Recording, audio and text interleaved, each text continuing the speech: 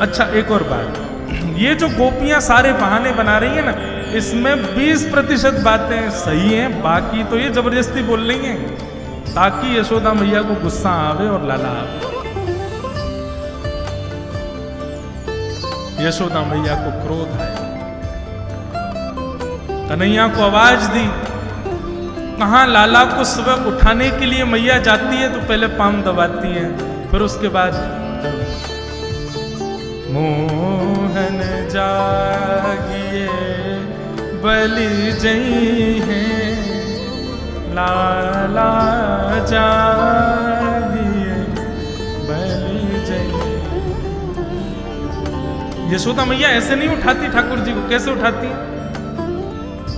सुबह सुबह जाएंगी और रजाई में लेटे ठाकुर जी, तो रजाई के भीतर हाथ मैया डाल देगी और डाल के लाला के पहले पांव दबावेगी। ठाकुर जी फिर आवाज निकालेंगे, अरे मैया मुझको नींद आ रही है, जा सोन दे मुझको। तब यशोदा मैया लाला से, लाला देख तेरे काज देख, अधो दूध बना के लाई हूं मैं, जल्दी पी ले। सो ठाकुर जी आंख बंद करके उठ जाते हैं, मुंह खोलते जल्दी पिवा, और सोते सोते ठाकुर जी दूध पी के फिर सो जाते हैं।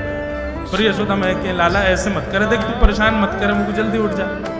सो ठाकुर जी के मुंह को कहा देगी तू, मतलब या में भी शर्त है कि कछु दो तो उठूंगा मैं, नहीं तो सोता रहूंगा। तब यशोदा मैया की पुरानी बंशी दे दी, बोले जे नहीं चाहिए, नई बंशी चाहिए मुझको, अब जब तक नई बंशी नहीं आएगी मैं सोऊंगा। सो गए। अब तो मैया बोली, लाला कैसे उठाऊं लाला को, तो लोभ देती हैं दुनिया भर के। तब सबसे बड़ा लोभ मैया देती, अच्छा ठीक है तू सो तो रहे, तेरी गैयान को लेके देख बलराम जा रहा वन में, और यूं कह रहा आज कन्हैया की गैयान को सूखी घास खवा के आऊंगा, सोई पतरी है जाएंगी सबरी। ठाकुर जी बोले, मेरी गैयान को सूखी घास खवावे को? सोई उठ के ठाकुर जी दौड़े गौशाला में जाके देखो तो ना तो बलराम और गैया सब वहीं बंधी हैं। सोई मैया जावे और गीले वस्त्र से ठाकुर जी को मोमो सब पहुंच दे, बोले लाला अब सोइयो मत, अब तू उठ गए। ऐसे उठे ठाकुर जी, इतने मनोहार करने पर ठाकुर जी उठते हैं। और आज यशोदा मैया नीचे से ही चिल्ला रही है। ठाकुर जी घबरा गए, बोले कहा है वो आज मैया उठा भी ना आए, नीचे से ही चिल्ला रही है। ठाकुर जी बोले हाँ मैया, बोले जल्दी आ नीचे, यदि तू नहीं आया तो फिर देखियो तेरी कहा दशा करूं मैं। ठाकुर जी डर गए, अपने पलना में से उतरे, आंखन को मीड़न लगे, काजल पूरा फैल गो, जगन्नाथ जी भगवान जैसी आंख है गई ठाकुर जी की, घुंघराले केश ठाकुर जी की, बेनी थोड़ी सी टेढ़ी है गई है, हाथ पांव छोटे छोटे चरण है ठाकुर जी के, कोमल से चरण चल करके मैया के पास आए। जैसे इतनी सारी गोपी देखी, मैया के दुपट्टा में जाकर के लाल जी छुप गए। बोले मैया का है वो, तुमको काय को डांट रही है? बोले अरे लाला ये सब कहा तेरे बारे में बात बता रही है, मैया ने सब बात कही। ठाकुर जी के नेत्रन में मोटे मोटे आंसू आ गए। बोले मैया तेरी सौगंध खा के कहूं, ऐसा तो कछु ना ही, सब झूठ बोल रही है, मैंने ऐसा कछु ना ही किया।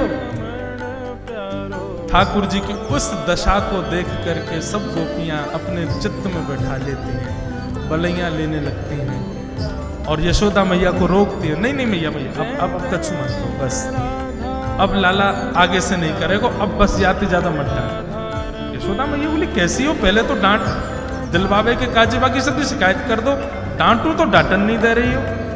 यही तो प्रेम है गोपियों का। देखने आई है ठाकुर जी, डांट पड़वाना शिकायत करना तो बहाना। बंधुओं ये सब गोपियां त्रेता युग के दंडकारन वन के संत हैं, एक युग से प्रतीक्षा कर रहे हैं, क्योंकि उस समय राम जी दर्शन देने नहीं आए थे। हनुमान जी ने जाकर के आश्वासन दिया था कि द्वापर में आप सब संत ही ब्रज की गोपी बनोगे, और ठाकुर जी यही राम जी कृष्ण बनकर के आएंगे और आप सब पर कृपा करेंगे। इसलिए जब से ठाकुर जी को जन्म भयो है तब से सब गोपियों को ये बात पता है कि ये साक्षात राम जी ही कृष्ण रूप में प्रकट हुए, इसलिए बार बार उनके दर्शन की अभिलाषा रखती है।